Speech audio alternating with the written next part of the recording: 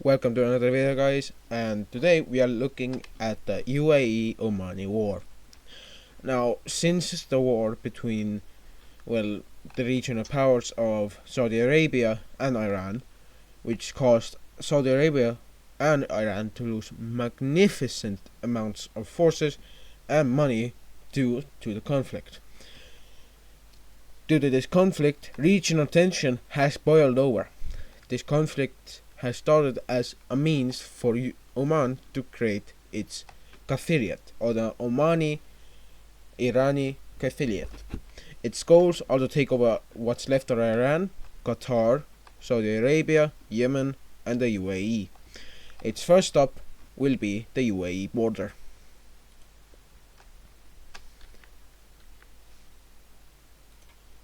UAE forces will be astonished by the quick movement of the Omani forces, who will be able to push in and take a lot of land before being stopped over in the west.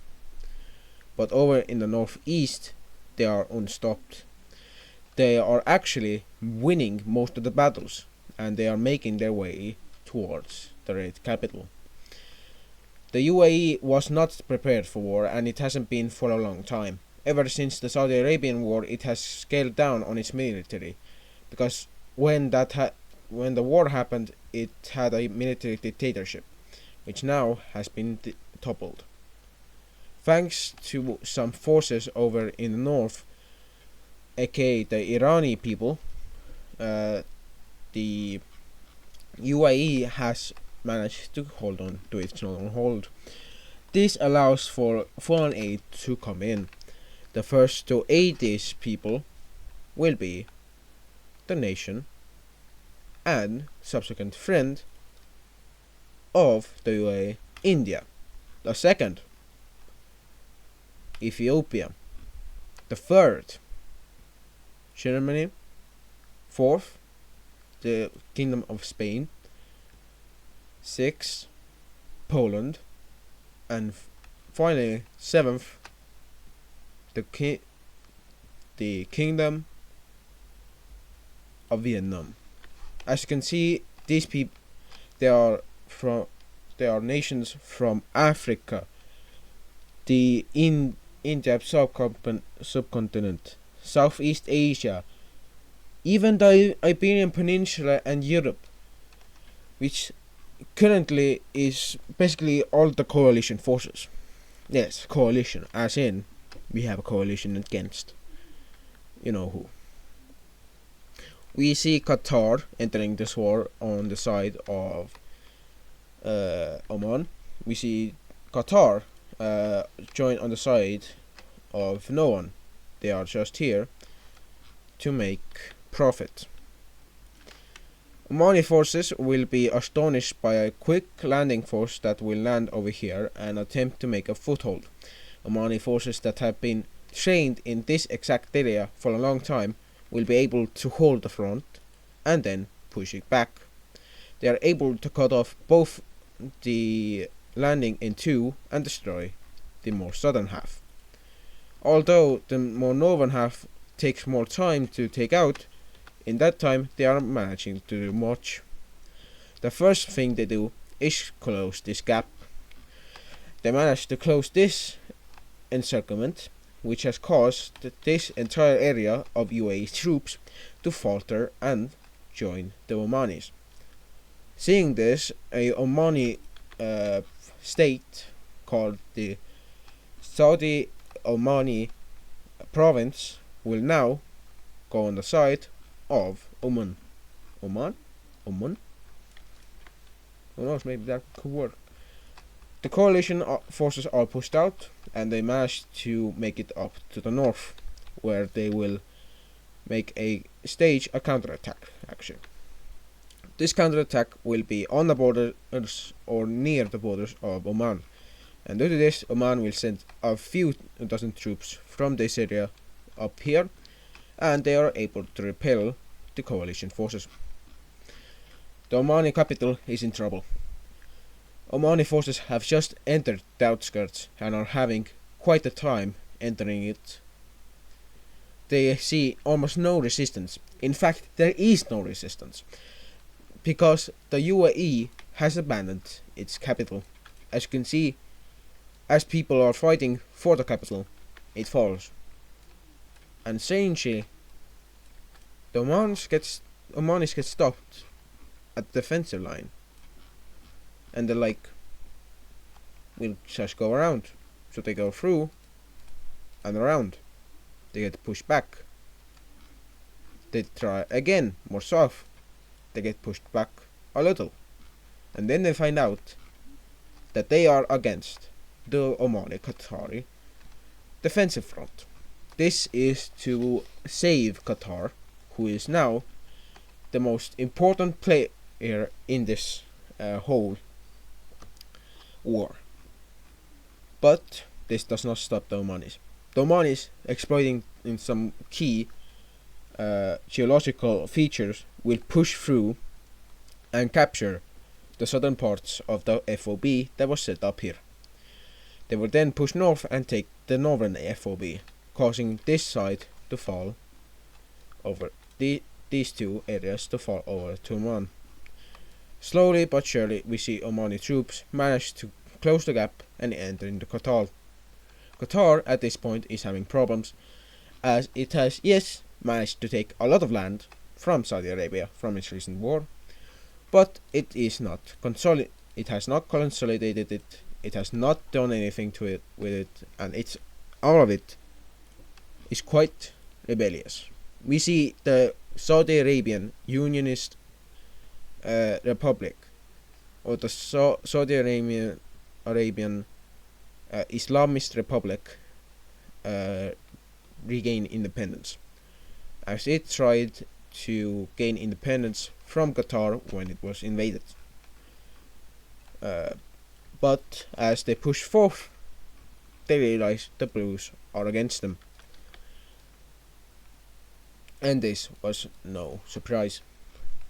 Due to no one but Saudi Arabia helping out the rebels, as well as Yemen, the Baghdad state, and the country of Iraq, we see that the rebels are able to hold and even push back about this much. The Blues managed to take some land in the Qatari peninsula, but are eventually stopped. They focus their efforts somewhere else. Over here, the coalition forces have been pushing towards the coasts, wanting to take back the capital over here. But in doing so, they have extended themselves too far. But that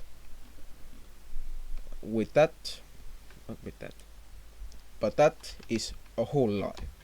They haven't extended themselves too wide so they couldn't defend themselves. They've extended themselves enough to make sure that the Omanis have second thoughts before attacking them. And this is what happens. As you can see, the Omanis made a small gain back, but they will now make their full-on scale offensive. They push in the center parts and in the north.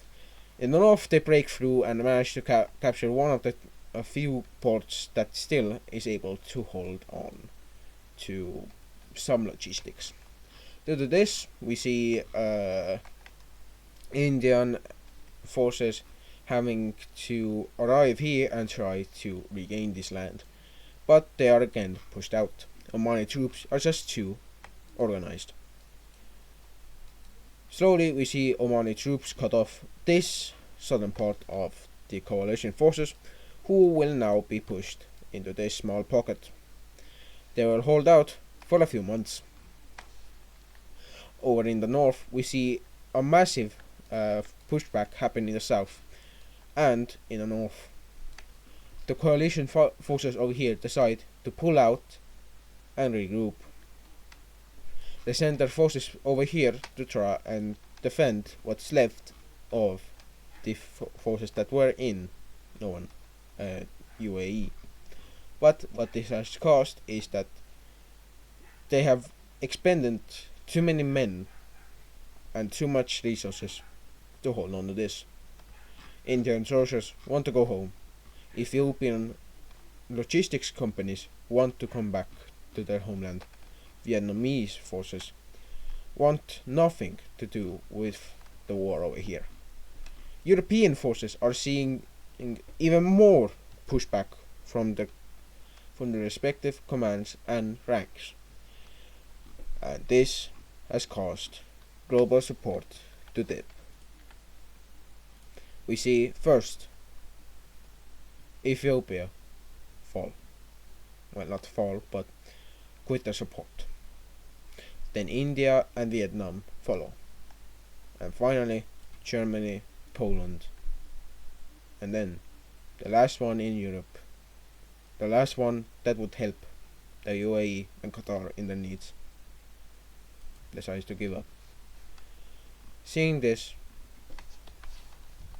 the UAE will decide that it will surrender. UAE forces with Qatari forces will decide to surrender over in this France pocket. Over here we see Qatari forces fighting on for their lives as they try to defend the capital. They are fighting fiercely, fighting street by street, house by house, until the Qataris are met in the capital by the Omani forces. The Omani forces manage to pass them and go over into the northern parts of the Qatari nation.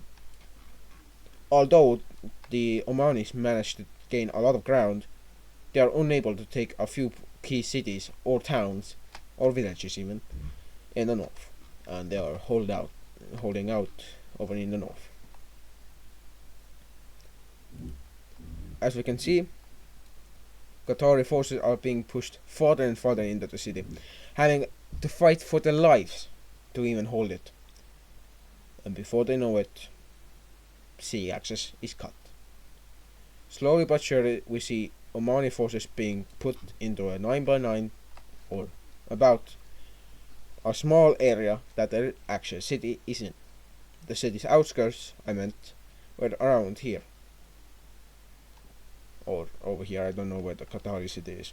Capital city. I know that the capital is somewhere over here, I don't know where the city exactly is. But Qatari city, the Qatari capital, will be attacked again. This time it's wiped off the map. Due to this, we see blue team forces being opened up and be able to push in. Now, who is funding this? Who is helping the Omanis? Usually the Omanis would, I don't know, not be able to scrounge up this much money for this much troops. Wait, troops? But who's helping them? Who in their right mind is helping this nation do expansionist things? Well, you got your answers.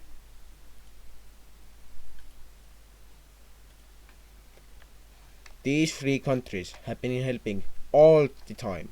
They haven't even stopped thinking about what they're doing. Australia has even come and helped a bit. What the fuck? The Australians have sent troops, they have sent money, they have sent a lot of other stuff. And at this point, we see the rebellion starting to fall. And that was one sound I have never heard before.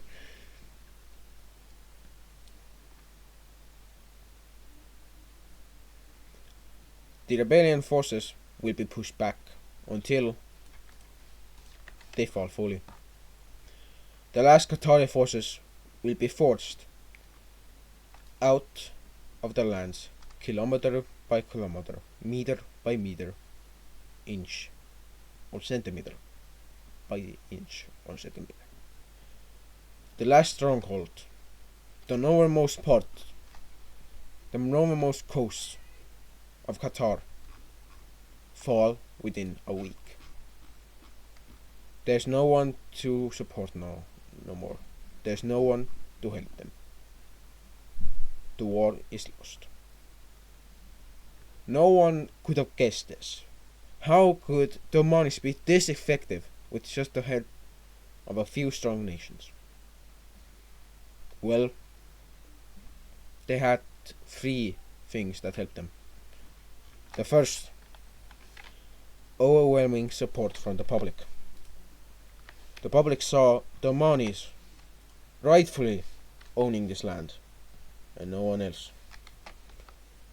They thought that if they got this land back, they could finally take back what they thought that was theirs.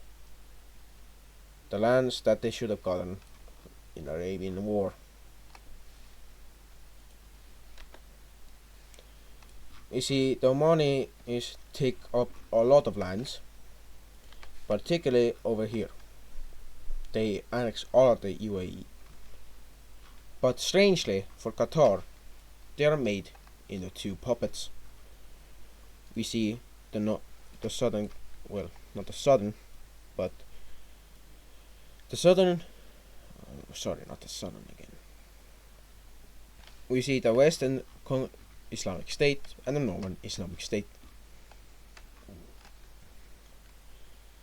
These forces are now known as the subsidiary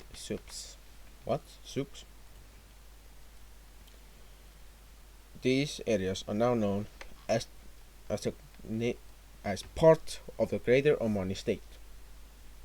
And as you can see, nothing is stopping them from just, oh my god, no, what are you doing? No! Oh man, what have you done? Well, at least going for a peaceful route now. Oh god, they're buying land. How hard could this be to even go to war again? Well, let's be honest. They couldn't go to war even if they wanted to. They're like having currently a lot of problems as people just don't like that. Well, you know, the people over here don't like to be controlled by a foreign power. That's not even the government anymore. But yeah, the greater state of Oman is declared, and with this, the Arabian Peninsula is now not just one, not just two, not just four, not just, again, 6 states. I'm not counting this guy. This guy is technically everywhere. But I'm counting Jerusalem, Saudi Arabia, Yemen, Qatar, Iraq, and Oman. The 6 last nations of the Saudi peninsula. Thank you guys for watching. This has been another video from yours truly. Thank you guys for watching. Please hit that bell and like button. It helps me out so much, and it helps me do a lot of amazing things, and it's thanks to you I'm able to make these videos for you. Have a great day, and goodbye.